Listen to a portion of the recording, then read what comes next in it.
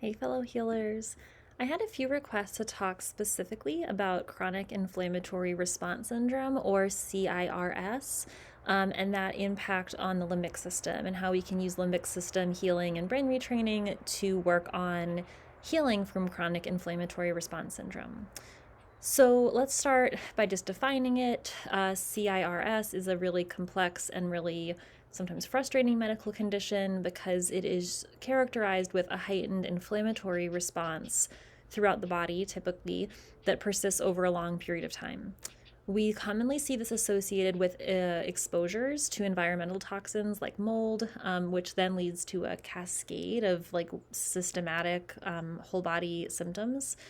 And one of the interesting parts of this is it does have a direct impact on the limbic system in the brain, and a crucial component of, you know, not just our physical health, but the parts of our brain responsible for our emotions and our memory and our cognitive function within the limbic system.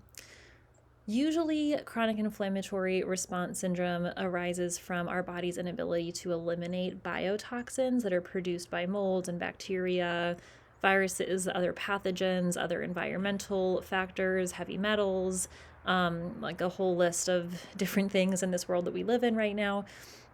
As those toxins accumulate, they trigger a chronic and systemic inflammatory response, so it can affect any system really in our body.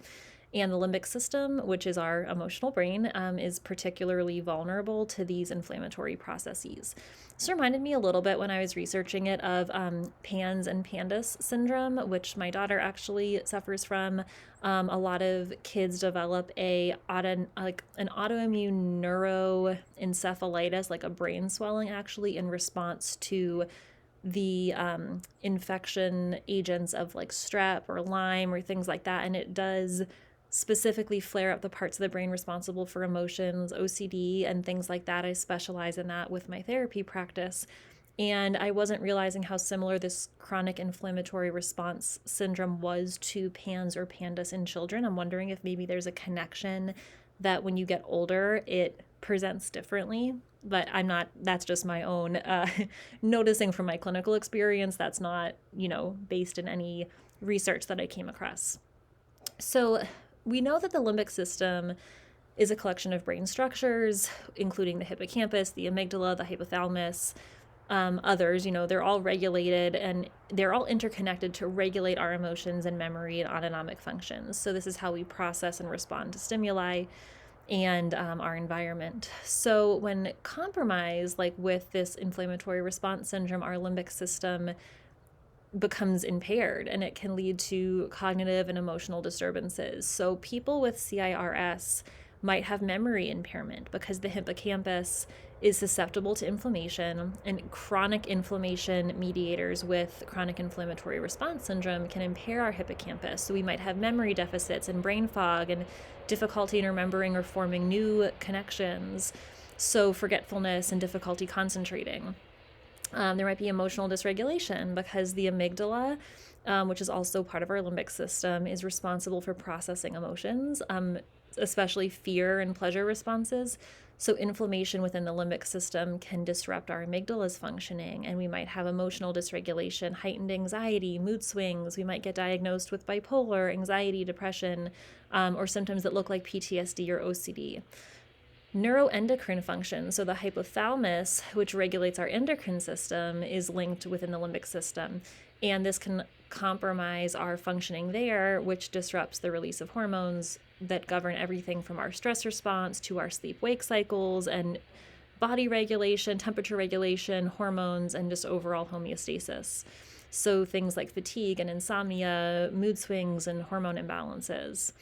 And then persistent inflammation can lead to neuroinflammation, where immune cells infiltrate the brain, and chronic immune activation contributes to this ongoing cycle of inflammation, which can then further impact our limbic system and other parts of our brain.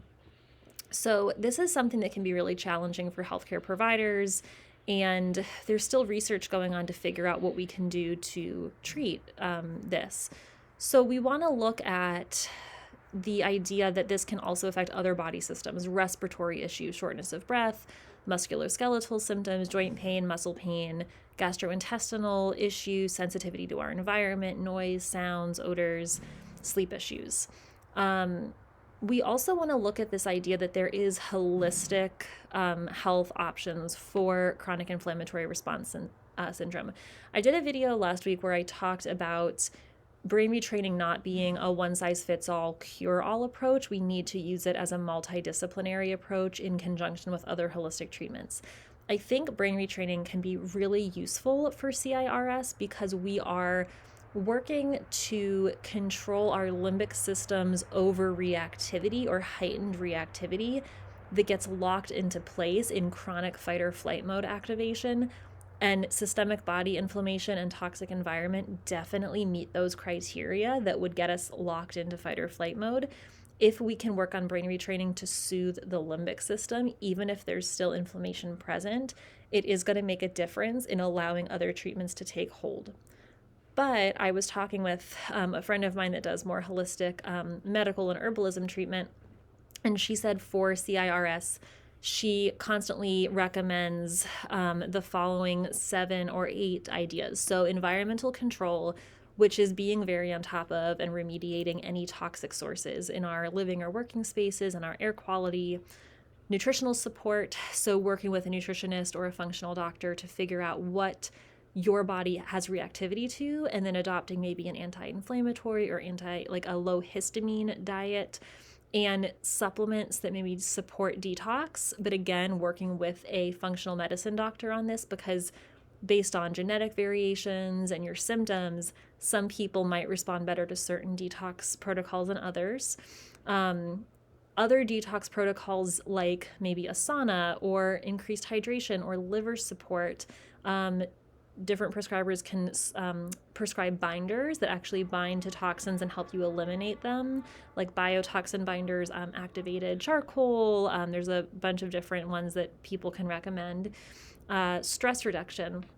I talk about this a lot on my channel about how if we integrate things like mindfulness and yoga and time in nature and hiking and walking and spending time with friends, getting enough sleep, whatever we can do to reduce the role of oxidative stress on our body, it's also going to reduce overall inflammation, and it's just going to help us to treat something like a chronic inflammatory response. And just making sure that we're using functional doctors or Western doctors to get correct diagnoses to look at things like gut health, hormone balances, immune system function, co-infections, things that we could be missing. Because sometimes we get tunnel vision and we think, oh yeah, well, it's definitely that mold illness. And we might be missing that we have an opportunistic infection or allergies or something else going on. So making sure it's this holistic treatment. And again, I think that the brain retraining is going to be integral here. If you're working on addressing inflammation and the body kicking into high gear and the amygdala sounding the alarm when it shouldn't be, and we want to work on toning that down, working on fixing our neural pathways and reframing our thoughts is only going to help. But this is one of those examples I was talking about last week where I think it's very important to acknowledge that there can be very real toxins, triggers, pathogens that are causing acute inflammation in our body. And if we don't address those correctly and treat those in addition to working on the thought process and the beliefs, we're not going to see real lasting healing. So we have to work on integrating both of them together and knowing that one is only going to help the other. So I hope this explained a little bit of what I've researched on chronic inflammatory response syndrome and how it can be integrated in a brain retraining healing protocol. And if you have experienced this or have any other insights that you want to share, please put them in the comments below. I would love to hear them and we can get a good conversation going. If there's any further questions, I can definitely do a part 2. And I hope you guys have a great day.